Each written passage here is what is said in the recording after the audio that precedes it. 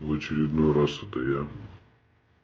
Э, Я никого ни к чему не призываю, лишь только хочу, чтобы вы поняли, что мир вокруг вас не такой, как вам кажется. Э, Сегодня речь пойдет опять, разумеется, об инопланетянах, именно о тех особях, которых я видел и о которых я могу говорить как очевидец. Итак, начнем с расы раидов или так называемых севах. Их я видел многократно. Мы вступали с ними в боестолкновения, похищали их для лабораторий, для исследований и так далее. Что я могу сказать по этим особям? Ну, выглядят они точно как в синематографе. То есть большая серая голова, большие черные глаза, лишенные эмпатии, зеленовато-серые покровы. Кстати, вот из моей опытности, у некоторых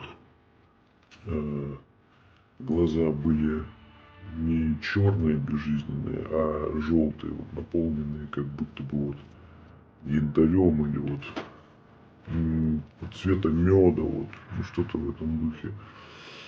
И у них варьировался рост, длина конечностей, длина шеи и ширина плеч. Ну и вообще телосложение и торса. Это вот и их там штампуют как бы на каком-то таком несовершенном производстве или печатают на 3D принтерах и как-то вкладывают в них псевдоразум. Потому что сами по себе раиды, они не являются существами самостоятельными. Они выполняют функции как бы инструментов и живых биороботов. Какой физической силой они обладают? Они обладают физической силой, вот сопоставимой 3 или 4 земным людям. Они устойчивы к огнестрельным ранениям. Убить их можно только выстрелом в голову. Причем сами они способны оказывать некое психокинетическое воздействие на человека. Это можно назвать очень сильным, мощным гипнозом.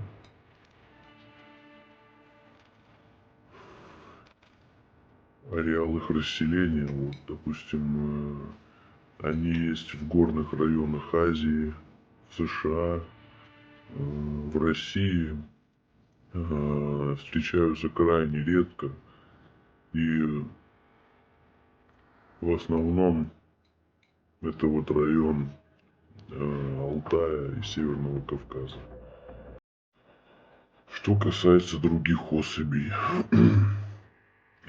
особи, о которых я буду рассказывать далее, они намного более страшные и изощренные, потому что обладают собственной волей и собственным разумом. Что касается, допустим, вот рептильных существ, рептилоидов или нагов. Этим существам, как утверждают аналитики Стрэнджа, им более миллиона лет только на нашей планете и миллионы лет их истории вот именно вот в космическом отношении.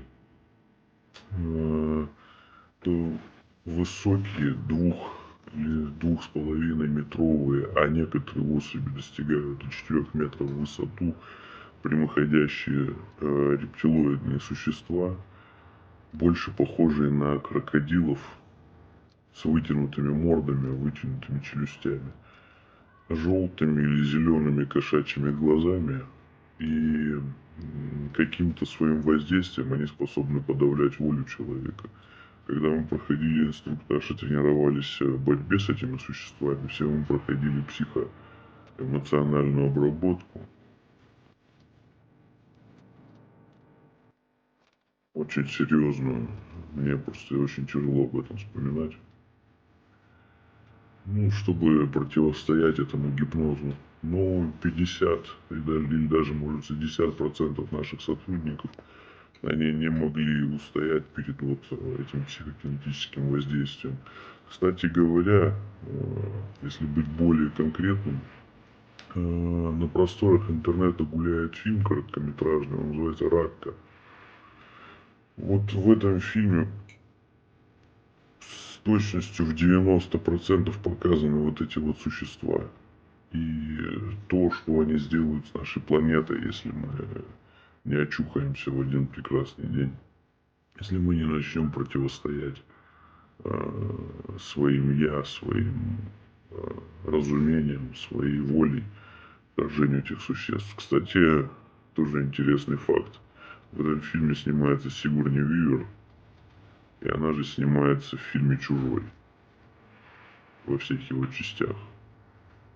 А «Чужой» — это существо инсектоидно-рептилоидного типа. И потом она снимается в фильме, где существа чисто рептилоидного типа.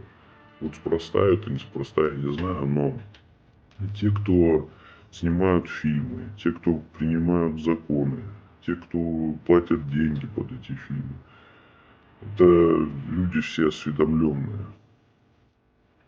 Как бы что интересует рептилоидов на нашей планете? Это сама наша планета, территория, ареал обитания.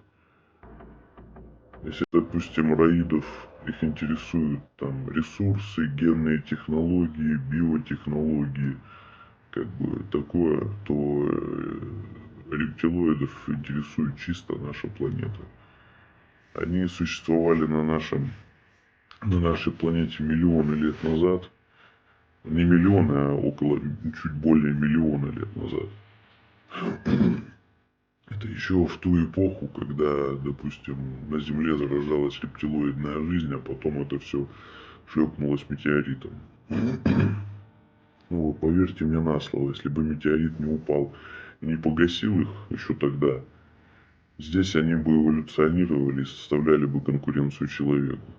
Но каким-то образом им удалось сохранить часть своей популяции, и как бы где-то у них находится их маточная планета.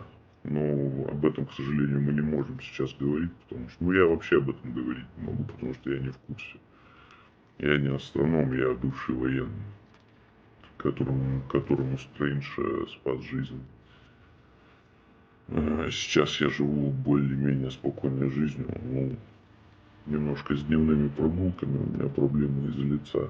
А так, в принципе, я доволен жизнью. Теперь другой тип – это инсектоидные существа. Инсектоидные существа, они подчиняются интеллекту и рефлексам. У них есть определенного рода технологии, но это технологии биомолекулярные, то есть они ничего не строят, ничего не создают, они это рожают или обрабатывают какими-то секретами, и оно претерпевает изменения. Или они выводят специальные особи гигантских насекомых, как инкубаторов, хранилищ.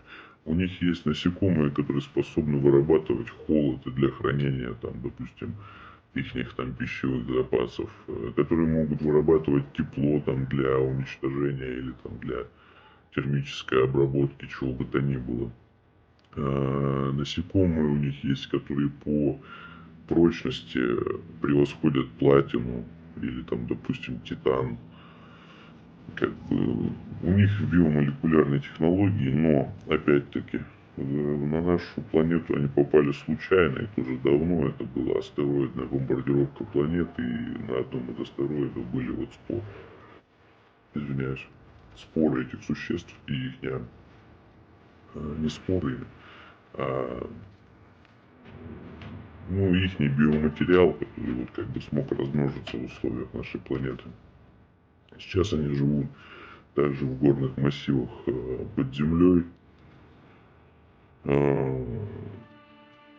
Они же плотоядны и питаются нередко человечиной. Кроме того, они проводят над людьми биомолекулярные эксперименты.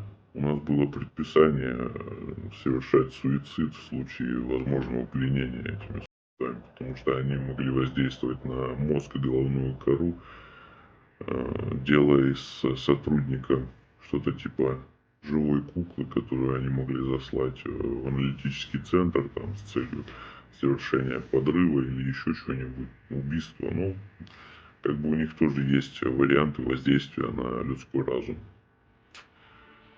Все эти существа, раиды, рептилоиды и инсектоиды, они враждебны человеку. Нужно это понять, осознать и вымести их поскорее с нашей планеты. Если с рептилоидами еще возможны какие-то договоренности, на которые идут правительства многих стран в обмен на технологии, если с раидами были достигнуты определенные договоренности еще со времен Рейгана, то с инсектоидами никаких договоренностей быть не может. Они псевдоразумные существа, подчиняющиеся рефлексам и своему вот этому насекомому разуму. И человек для них это разрозненная популяция точно таких же насекомых в их представлении, как и они сами, только они обладают ростом более 3 метров, жвалами размером с садовый нож и силой, как у танка. И их буквально многие сотни тысяч, если не миллионы живут под землей. Их самих 3 вида. Богомолоподобные, высокие, очень похожие на богомолов. Муравьеподобные — это их боевые единицы. Потом еще, которых видел я лично, это такие плотные, бочкообразные существа, но я так понял, что их они используют в пищу и сами же их выращивают. Плюс эти же существа являются инкубатором для их детенышей. Вот эта раса инопланетян, инсектоиды, она на данный момент самая опасная и самая малоизученная, потому что те, кто отправляются в рейды в их пещеры, они несут огромные потери и не возвращаются. С сегодняшнего дня я советую всем мысленно воспротивиться их присутствию на нашей Земле. Поставить барьеры и блоки и верить в лучшее. Поверьте, у нас есть душа, которой у них нету. Именно это не дает им покоя, именно это вызывает в них ненависть к нам.